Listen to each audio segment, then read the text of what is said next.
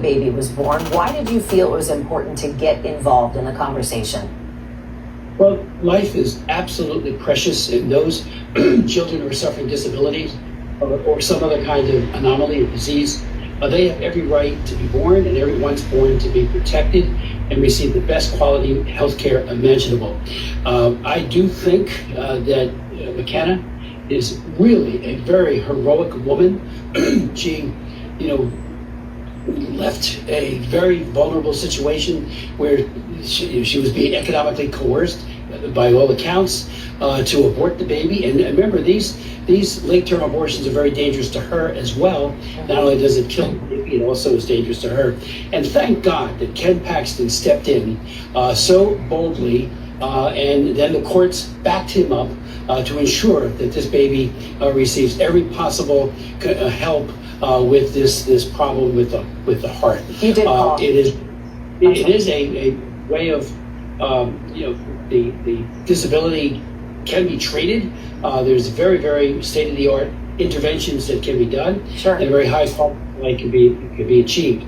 But even if that wasn't the case, the coerciveness of saying you got to abort the baby because we're the surrogate parents, that just doesn't cut it. You did. And there is a bill. Yes. I'm sorry, Congressman, I thought you were finished. You called McKenna West's decision to carry the baby, you just said it a moment ago, an act of courage. In a statement you put out before the baby's birth. What is your biggest concern now for Gabriel? Well, the biggest concern is that he get everything that he can possibly receive in terms of health care. The hypoplastic left heart syndrome is eminently treatable based on many, many sources.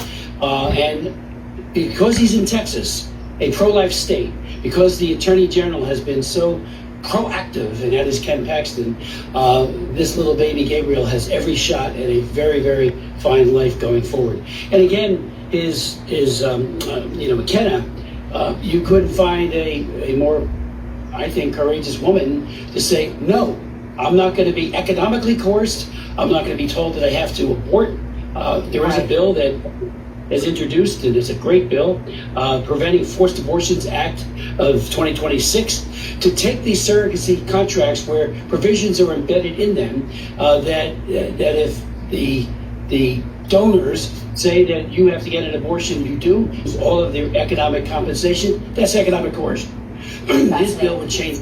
Fascinated that there's legislation. That was my next question. Congressman Chris Smith, we appreciate you jumping on and sharing. We'll be watching that legislation potentially. And really, is quick that Trump did in 2020.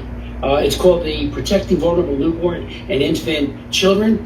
We need to further push on that executive order. This doesn't happen anywhere.